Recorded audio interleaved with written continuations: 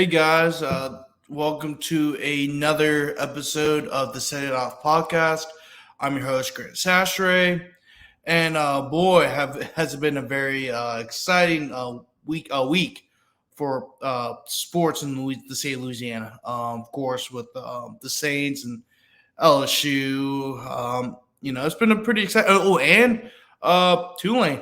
They just had a huge victory over Memphis. I'll get to that a little later in the show. But first, I want to talk about LSU basketball. I'm talking about the men's.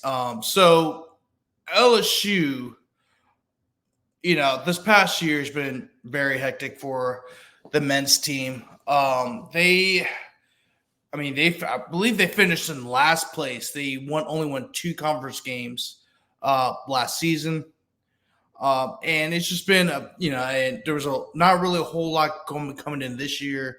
A lot of people around, not in Baton Rouge and around the state, they just kind of see the basketball team as, oh, well, we'll go to some games, but we're just not into it. And, it was reflected by that because early on the season, hardly anybody was going to games, just because there wasn't really a whole lot of expectations going into this year. And especially you saw that against Nichols. They lost against a not so good Nichols team, and it was not the buzzer, but nothing's going to motivate you to go to games if you're losing to Nichols, of course. But and then also they kept losing. They lost against Texas, lost against Dayton, and they lost against Syracuse on the road and Kansas State. So they lost 5 of their 10 or 11 non-conference games, and that's pretty. And if you're an LSU fan, you're not really motivated by that. Now they did beat Wake Forest, who right now I believe is 12-6, who is running, and it's a pretty decent team in the ACC, but it's not enough to motivate fans to come. However, when conference play started, this team's looked a little bit different. And not saying they didn't look any they're showing a lot of fight. Now they were showing some of that near the end of non-conference play, but they've been showing a lot of fight, and they look better overall. And a lot of that has to do with the play of Jalen Cook, him coming back. I know he's been kind of struggling with the turnover. I think it was the turnover to assist ratio. It's been pretty putrid, but I think LSU's a much better team when he is on the court. I think everyone's elevated the games, including Jordan Wright. Jordan Wright, he's been balling out. He's been a huge difference maker for this team ever since Jalen Cook has come back. He's playing himself into first team All SEC honors. He's been awesome. And going into this week, they were 3-1. They beat a very tough A&M team on the road. Then they lost against Auburn, but they beat A&M. Hold on, I'm gonna pull this up right now. So they beat A&M on the road. That was a pretty good win. Vanderbilt, who was 77-6, they beat them 77-69. Then they won on the road to Auburn, who at the time was the number 60 team in the country, on the road. And playing in Auburn's arena, that's kind of like the new Cameron Indoor. That's basically, actually, it is the Cameron Indoor of the SEC. It's a very tough play to play. It's hard to beat Auburn on the road. It really is for anybody. What Bruce Pearl has done over there has been incredible. But they come back and they beat Ole Miss 89-90, 89-80. Sorry, guys. But so Jordan Wright, speaking of Jordan Wright, 27 points, 5 assists, 7 rebounds, and 7 steals. And that Ole Miss team was ranked. I think they still will be. I think they still are. I know they lost over the weekend, but I'm not sure if anything has changed. But yeah, he balled out, and LSU outshot Ole Miss from the field, 48.3% to Ole Miss's 36.9%. LSU out-rebounded Ole Miss 42-35. And LSU had more turnovers than Ole Miss, which has been a kind of a killer for this team all year. It's been turnovers, but and Ole Miss had more fast break points at 21 to LSU's 12, but it didn't matter at the end of the day. LSU was very efficient. They played great defense. They really put Ole Miss out of sync. They're hitting their shots. Very great night, and that was a huge victory for LSU. And there's a lot of people there. I mean, usually for the most part, those arenas have been empty, but that win put a lot of energy into that program that's really been trying to get fan support for the last year and a half. And you really saw that in the A&M game. LSU had a rematch with A&M. I mean, that place at first it didn't fill up, but then as the game got going, and it was pretty filled up. There's like 9,000, 10,000 people there. I mean, and that energy was awesome. The people were loud. Whenever there's a big play, they were loud. I mean, it wasn't the away days, but it was almost reminiscent of that. You could tell that there's energy going back to the arena. And LSU had that game won. They were leading 35 to 33 at half. And they held Wade Taylor to 0 points. I had to double check that. But they held him to 0 points. But then the second half happened. And then it was a completely different game. Now, it was still a close game. It was still a great game. But the one thing that was killing LSU in the first half was getting the boards. They didn't get boards. Going into half, they were down. It's 21 to 19. 21 to 19 in terms of rebounds. A&M was leading that, and then all of a sudden it just became apparent that A&M was the more physical team. So to end the game, A&M was finally making shots. Wade Taylor, who had 0 points the whole entire first half, he finished with he led both teams with 19 points. Wade Taylor had 19 points, 5 rebounds, and he had 4 assists. He was 4 of 10 for 3-pointers. It was hard to guard him in the second half. And also Tyrese Radford, who is the Baton Rouge native, he started going off. He scored 15 points with 9 rebounds and 2 assists. But by the way, I just want to remind you that Tyrese Radford is a guard. He had 9 rebounds. No one on LSU, the only person that had more than him in terms of rebounds was Jordan Wright, who's another guard. The 3 big men, Jalen Reed, Will Baker, and Hunter Dean. Hunter Dean had 6, Jalen Reed had 4, and Will Baker only had 1 rebound. That has to change. Now it's a very fixable change. A&M was just a more physical team, which led them to win 73 to 69. LSU, for the most part, was winning the whole entire game. They let the second half get away from them. But A&M was just a more physical team. Let's see. If you want to look at the rebounds, Texas A&M had 48 rebounds to LSU's 34. They had 14 more. A&M had 14 more rebounds than LSU did. And then also in terms of fast break points, I remember seeing second chance points. A&M had 27. You want to know how many LSU had? None. You can't do that. You can't do that in a basketball game. You can't have. Not only can you. It's one thing to be out rebounded, but to not score a single second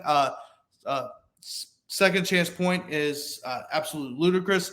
However, that's not an indictment of LSU. I think they are improving. I'm seeing a lot of improvement compared to last season. And if you're an LSU fan, like myself, of course, I'm gonna be candid about, like, I went to LSU. I just graduated from there. I'm proud to be an LSU alum of the Manchester School of Mass Communication. But anybody who loves and who went to school at LSU, LSU may be their favorite team. If you've seen LSU basketball, you know how bad this team was last year. I mean, it was putrid. I mean, it was absolutely putrid. And the fact that they were able to turn Matt McMahon was able to make the right adjustments, even during the rough non-conference schedule they had, and just come away and just just look like the team that we expect LSU to be, at least be in the tournament. They look like a tournament team. They're playing like a tournament team right now. However, yes, the SEC has gotten a lot tougher. And the SEC, in my opinion, is probably a top 3 conference in college basketball right now. So they need to win the games that they're supposed to and maybe win some of those 50-50 games to make the NCAA tournament. I believe this team is an NCAA tournament team. I do, and I think it's reflected in how they play. And I think as they keep winning games, more and more fans are going to come in and come support them. And I think they need all the support they can have, because this is a decent basketball team, and this is a team. Okay, decent is probably a little bit too. This is a good basketball team. How about that? It's a good basketball team, and I think they needed the support. I think they are. And if you're an LSU fan, I think you should be very excited how this program is moving forward. And I just want to remind you guys that this team had 0 scholarship players when Matt McMahon took over. He had to re-recruit some of those players, come back. He had to bring basically half this team from Murray State to come play basketball. So it's pretty good to see where this program's headed.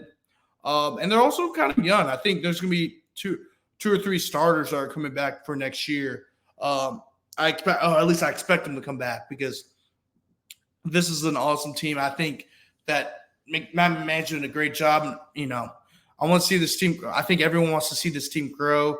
It's a very exciting time at LSU basketball. Right tomorrow, I believe it was Wednesday, they will go up to Athens, Georgia, to play Georgia, who's a pretty good team this year. They're actually one of the more improved teams that SEC this year. So it'll be a very tough game. It's a it's a must-win game for LSU, because you have not only you have Georgia on Wednesday, you also have to travel to Tuscaloosa on Saturday. And I believe LSU has not beaten Tuscaloosa it's been a little while. Tuscaloosa has been a very formidable place to play for LSU in terms of basketball. And it's been a little while since they've beaten Alabama and Tuscaloosa. So we'll see how they perform this week, and I think they could pull it off.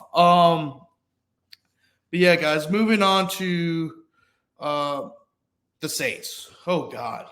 I mean, I had a little drink of my Mountain Dew, guys, because I have a lot to say about this. Of course, I think everyone knows that that Dennis Allen was supposed to come back. I think everyone kind of knew that was going to happen. The Saints aren't really keen on firing Dennis Allen. A lot of that's because that's not how the ownership operates. They don't like to make emotional decisions. I mean, that's been shown over time. Since Tom Benson's on the team, and now his widow, Gail Benson's taken over. They just don't like to make emotional decisions. So I didn't really expect them to fire Dennis Allen. They also improved on their win total by like 1. I think the last 2022 they finished 8-9. This year they finished 9-8. So it's not really grounds of firing Dennis Allen. Do I think the team improved? No, of course not. I mean, you can listen to my other podcasts what my feelings are about that. But there was enough evidence where the ownership and front office felt like they could retain Dennis Allen for 1 year, and I think this is his last chance. And it's not looking too good right now. I mean, of course, they fired Pete Carmichael last week, including a couple other assistants. So right now they're looking at a new office coordinator. From what I've been reading, from what the trend is that they've been looking at guys who they want to have an innovative offense. They want to have that Sean McVay, that Kyle Shanahan type of offense with his motions. You got to really play. You got to have to with motions, play actions. There got to be some creativity so you can get the defense on their feet. So they are interested, or they have spoke with Bengals quarterback Dan Pitcher, Rams pass game coordinator and quarterback coach Zach Robinson, and then also they spoke with Seahawks offensive coordinator Shane Waldron, and I believe Shane Waldron just got hired actually by somebody. So Shane Waldron's out, of course. But they also wanted to interview Gerard Johnson, who was the quarterback's coach for the Houston Texans. What's interesting about that is that they actually, I think they interviewed him today, very recently, and they did it virtually, which is pretty weird because he's in Houston. That's literally a 5-hour drive from New Orleans, and like a 6-hour megabus or like an 8-hour Greyhound. I mean, it's not that far away, guys. It's really not that far away.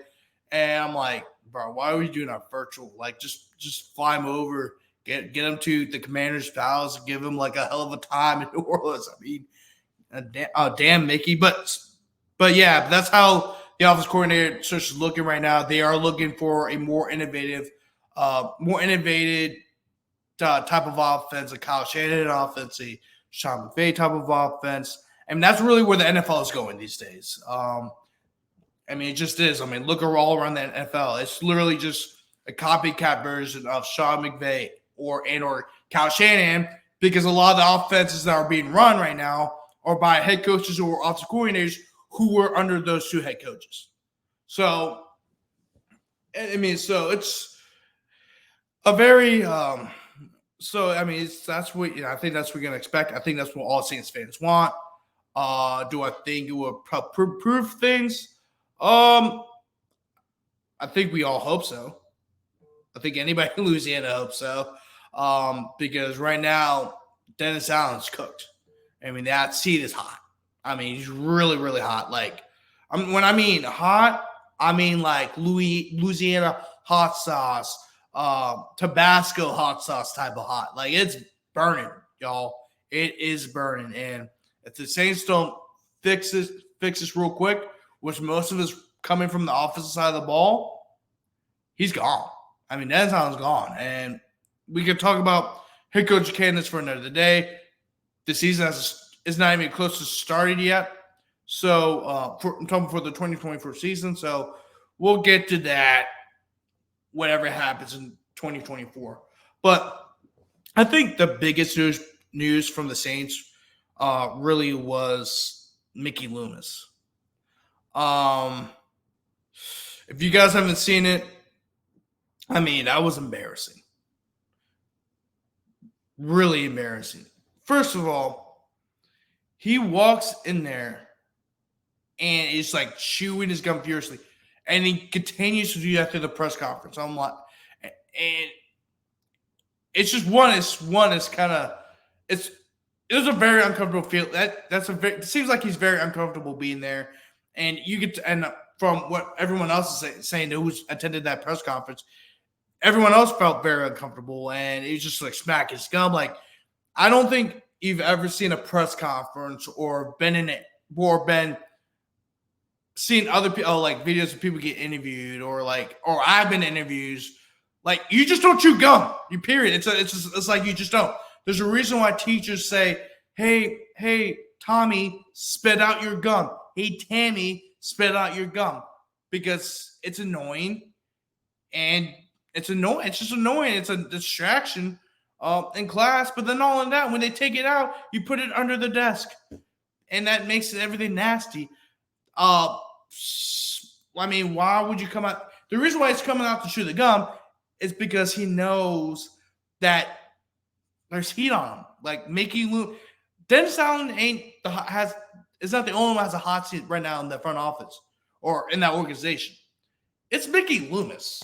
And then he starts off with the presser. It's like, I already know what you guys are going to ask me. And then he says, and then you start comparing to Dennis Allen. Like, well, Dennis Allen's not the only one who had a rough start. There are Chuck Noll, Bill Parcells, Bill Belichick, Tom Landry. and you start looking at the names I just mentioned. You know what all of those guys have in common? All those guys won 2 Super Bowls at least.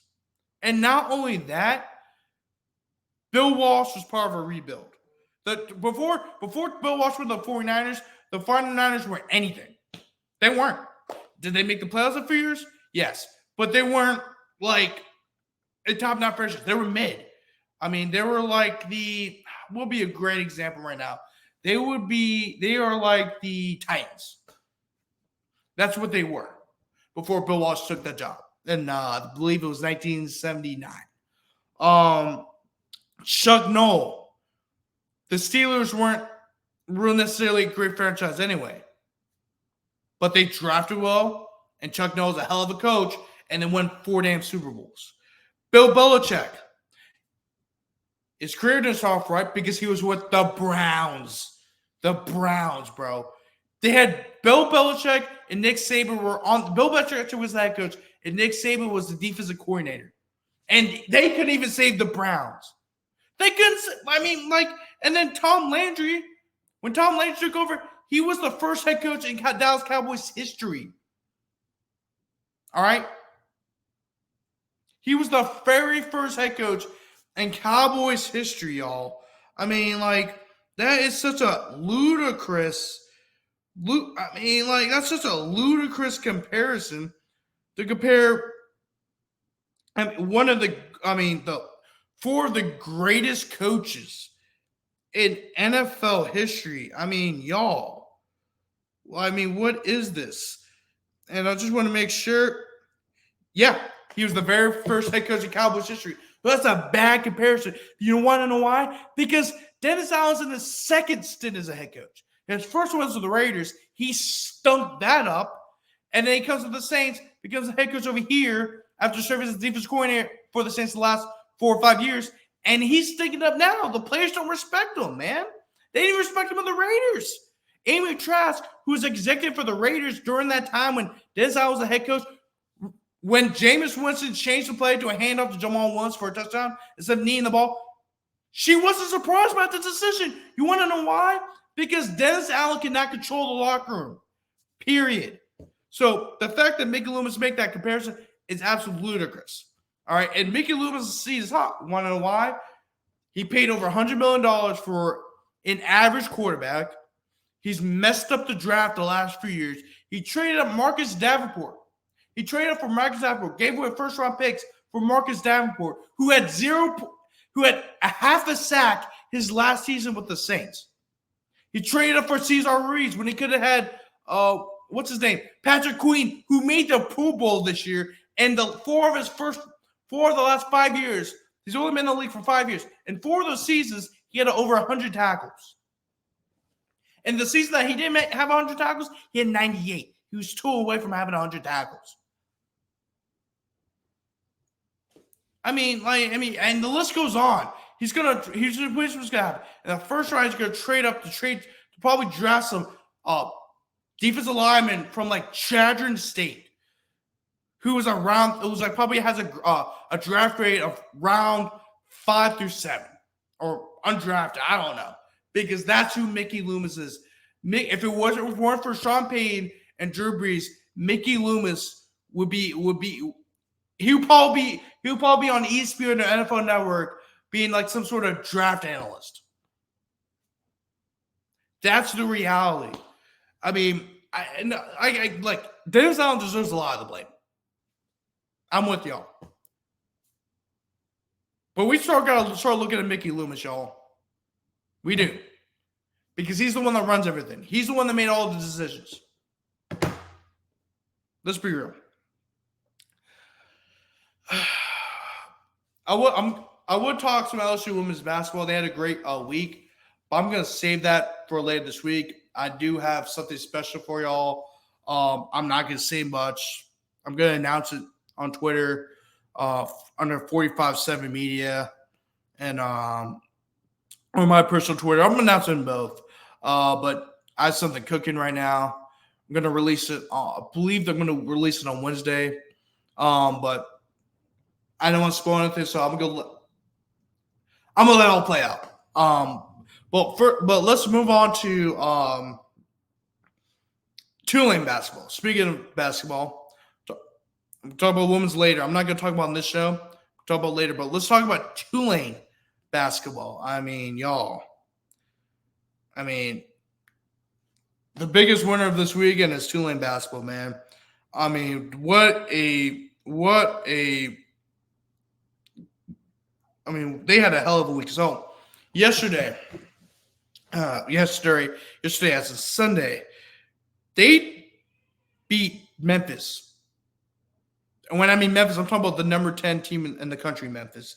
And Tulane's they've had a pretty good last few seasons, y'all. I mean, last year they had a pretty decent team. Ron Hunter's doing a pretty good job over at Tulane, which is usually one of the bottom feeders of any conference. They were a bottom feeder in the Conference USA, and they were a bottom feeder in America for a little while. But he's made Tulane relevant in the America Athletic Conference. And yesterday they won 81-79. The fans all were rushing the court. It was great to see that, especially for like a program like Tulane basketball. And I believe they sold out. So Tulane, they and speaking of, David Jones, he had 32 points for Memphis. And Tulane, and they still can beat Tulane. What an incredible win for that Tulane program. Just incredible. And for Tulane, Zion James had 20 points, 22 points, 7 rebounds, and 6 assists, including with a block and 2 steals. He led the way. And the thing is, that's what the thing is too is that like they outplayed Memphis. They broke a 53 game losing streak to Memphis. I believe it was the first win over a ranked team like 30 years or something crazy like that. And it was, just an incredible scene in Uptown New Orleans. Just what an incredible scene, y'all. Oh man. Let me pull this up for you guys.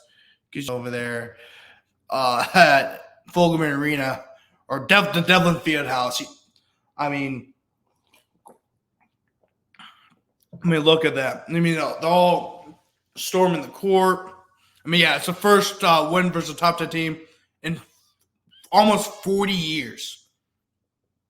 And ironically, it was against Memphis. And I think that Memphis team actually went to the Final Four that year, or maybe not the Final Four, but I think they were maybe 2 years later they did. But I know that was an era of Memphis basketball that was very good. Memphis always usually has a pretty good team every in a decade. For example, like when I was growing up, they had Derrick Rose on the Memphis team that should have won the national title that year if it weren't for Mario Chalmers hitting a dagger of a three. Not a dagger, but a clutch three to send it to overtime. They eventually ended up winning overtime. So yeah, that was a great victory for that Tulane program. And Memphis is rolling now too. Like they're a very good team, and maybe you can make a case that they might be the best team in the American, along with Florida Atlantic. The American Conference is a very good basketball conference this year, y'all. And even with the loss of Houston to the Big 12, they still have continued to be a very good mid-major conference in D1 basketball. Right now, Tulane, they're actually they're in the, I would say, the bottom half of the league right now. They're 3-3 in conference play, along with the 12-6 overall record. But yeah, they're in the conversation for. They could make a run on the conference tournament, make some noise, but we'll see as time goes. But yeah, I mean it's a very it's a very exciting time in college basketball in Louisiana sports right now. What a victory for Tulane. But yeah, I mean there's gonna be some other big time events, including baseball. I'll kind of give it a little bit of that, but baseball yesterday they had their first pitch banquet. I actually didn't go to it. I did go to it the year before when they had Paul Skeens and Ty Floyd and all those players, but I didn't go this year. I just didn't. Wasn't really. I didn't feel like going because I had migraines, and when I have migraines, I have to go to sleep, and I just couldn't do it. But they're having a pretty good team this year. They're gonna have a lot of depth in their pitching staff, which includes. So not only do you have Thatcher Hurd coming back, who would probably be their ace, you have Luke Holman coming back. You have, and then not Luke Holman coming back. You have Luke Holman transferring from Alabama. He was their ace last year. Gage Jump right now, I think is going to be their Sunday guy, but there's so much flexibility at pitcher right now. Nate Ackenhausen, who was one of the best relievers for LSU, and not only for LSU, but maybe in the country as a whole, he could emerge as a starter on Sundays. But you also have a lot of guys in the bullpen. You have Gavin Guidry, most likely to be your closure this year. You have Griffin Henry coming back after he had a strong showing in the College World Series as a reliever. Well, not even the College World Series, but in the postseason in general. You also have Cam Johnson. And if you're not familiar with the name Cam Johnson, he was the number one pitcher. Was the number one left-handed pitcher coming out of high school, coming out of the class of 2023 in high school, and he was a guy that was supposed to be he could have very well been a late first-round pick. He's a left-hander who's about 6'4", 6'5", 230, 240, and he throws a 90-mile-per-hour fastball as a left-hander. And guys like that don't come to college. They just don't. They go to the pros. But somehow, some way, he was able to come to LSU. They didn't meet, I believe, from what I've been reading, from people I spoke to. The teams weren't willing to make his demands for money because, the MLB draft is all about, it's different from other drafts because other drafts, once you get picked, you're picked. But MLB drafts is like, okay, if it's about pay. Like, if you don't meet this signing bonus, we're not going to sign you. We're not going to draft you. And they'll pick another guy who they think is a little bit more reasonable. And Cam Johnson, no teams can really meet their demands. And Cam Johnson's like, shit, I can make the same money at LSU. So he decided to come to LSU, of course. And so, yeah, you have Cam Johnson. You also have Justin Lower from Xavier, who's a very good reliever as well from Xavier.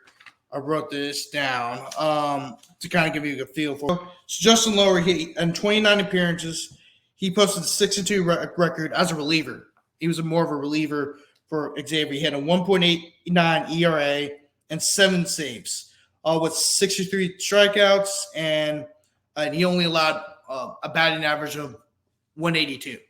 So he's a pretty good, one of the better relievers in college baseball last year for Xavier team that won the Big East and also made some noise in the regional. I think they were the team that knocked out Vanderbilt and Vanderbilt's regional national. So they made some noise in the tournament. They also include, but in the pitcher staff, they also have Jamie Coleman coming back. You also have Cade Anderson, who was a reliever for Alabama last season. He's transferred from Alabama to join his former team, Luke Coleman. You also have Cade Woods. Cade Anderson. Cade Woods. Not Cade Anderson. Cade Woods transferred from Alabama along with Luke Coleman. He's probably going to be more of a rotational guy, which a very good one at that. And he also is from Louisiana. He's from Monroe. He went to Ouachita Christian, where he won two state titles, and actually went to college early. He reclassified early, so he's still a relatively young guy, even though he's a junior. He's probably he's like 19, 20 years old compared to your typical junior who's usually 20 years old and going on to turn 21 in the middle of the season. So he's a relatively young guy for someone who's a junior in baseball. But Cade Anderson, who I'm referring to, Cade Anderson was the number 2 overall player in the state of Louisiana. And he was the number 19 left-handed pitcher in the country and the 130th overall player in the country. He was a pretty good player. And then also you have Jake Brown. And Jake Brown's not going to pitch, but he's going to be more in the outfield. But he's going to be a hell of a utility guy for LSU. So it'll be very – and then also you have Tommy White, Jared Jones, Hayden Javitsky. You have some of those players coming back. But we're going to get to all of that on Friday. I'm gonna have College Baseball Central's own Alex Day, who is a Baton Rouge native. He grew up an LSU fan. And I'm also going to have Jake McKeever as well to kind of give insight at LSU baseball, the SEC, and even the national scene. So I'm very excited for that podcast. I will announce that, but for the women's basketball, I'll announce that tomorrow, Wednesday, because the show it's gonna be uploaded. I'm sorry, the show's gonna be uploaded before Thursday. I'm gonna have a very special guest on. So yeah, guys. Anyway, this is Grant Chachere of the Setup Podcast. I'll see y'all on Tuesday. Peace, y'all.